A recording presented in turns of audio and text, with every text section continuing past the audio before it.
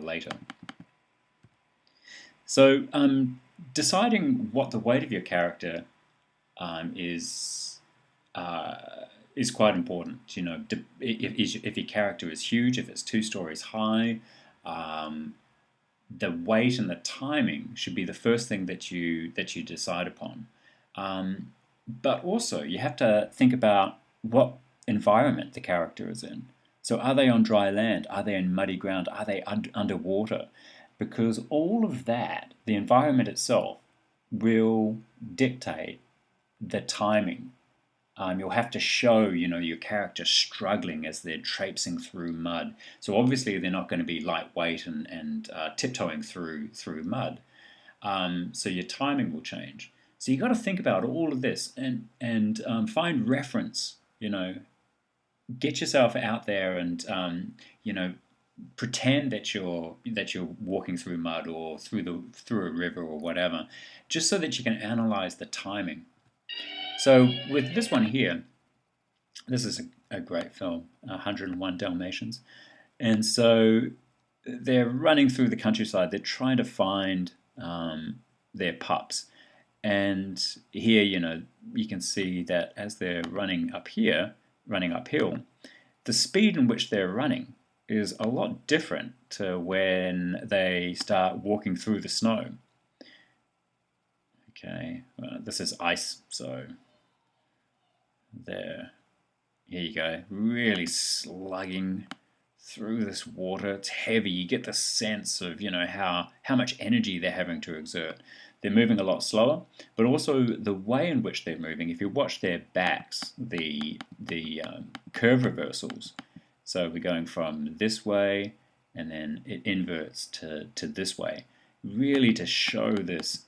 I'm trying really hard to get through this environment.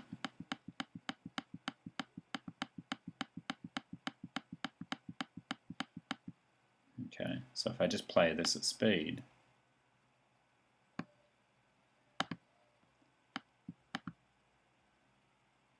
the timing's a lot slower, but there's exertion that's happening there.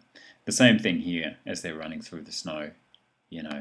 It's really labored. The energy that they're having to expel, you get a sense of that, and that really comes down to the energy in the poses as well as the timing in which everything happens. They're not moving quickly. Their gait isn't as fast as what it was when they were on the road. So they're not traveling as fast as they would, but the shapes that the animator is doing here is a lot more exaggerated, than if they were just running on the road. You can see a lot more up and down action here with the head. Really get that sense of struggle.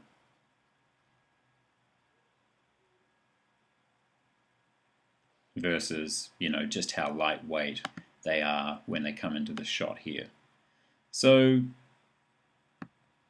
a lot of questions have to be asked first before you start animating your shot. And the reason that I bring this up is that those shots there, they took a lot of time. That's not something that you would have animated in, a couple of hours. That would have taken days. In some cases weeks. And so you want to get it right the first time. So you need to ask yourself these questions. How big is your character? How much do they weigh? What the environment is that they're performing in, and how that will influence the performance of their motion.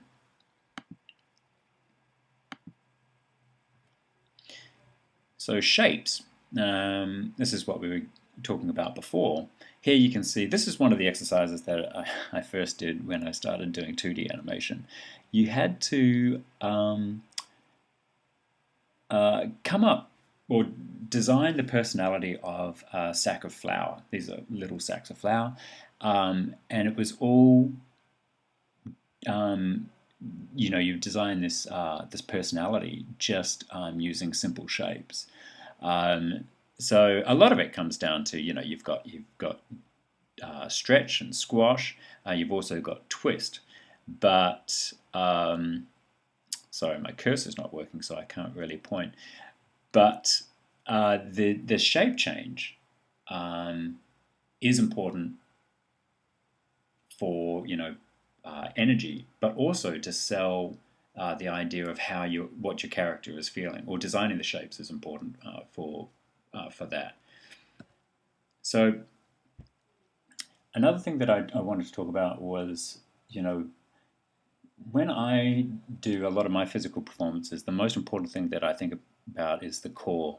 Now, the core could be either the hips, like if you're running or if you're walking. Obviously, the core is going to be that's the part which is making the character move.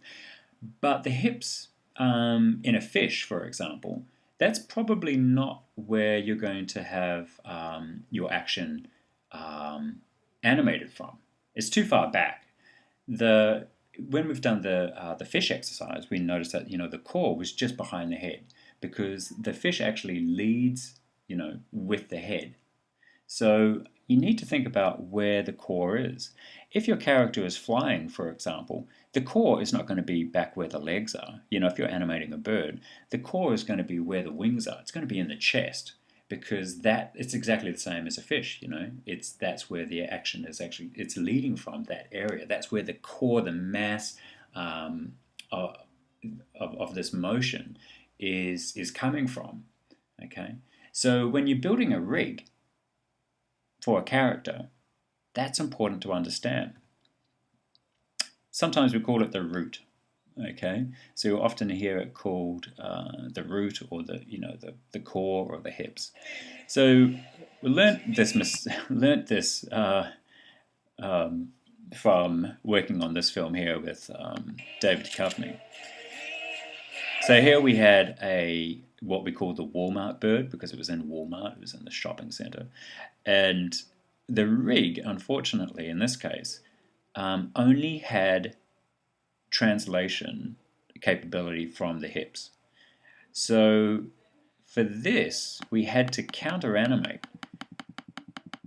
What you would normally want is in a flying object, you'd want the core to be coming right from where the wings are, because that's the part which is determining, the direction, where the character is banking, all of that sort of stuff. But having it coming from the back legs was incredibly problematic. It took us a long time to have to fix this. So the rig was really only built so that, when he was running, because he could walk, he'd run on his back two legs, that was where we would drive it from back here. So when we were animating this character, we were animating it from back here, but really we needed it to be up in this area here. So this was a fantastic learning experience for us. So this shot here was really difficult for me to do, because I was animating the flight of this bird from down in this area here. But the rig should have really had a controller up here, and this would have been where everything was moving from. Because what happens is, animating it down here, the pivot is off a little bit. So whenever I rotate it, he's moving in space in an awkward sort of motion. So I'd have to counter animate the translation and the rotation in the hips to make it look like everything was coming from this point up here. A real pain in the backside. And you can see that it doesn't quite work. In some places it's a little herky-jerky, and that's really just because I had to counter animate.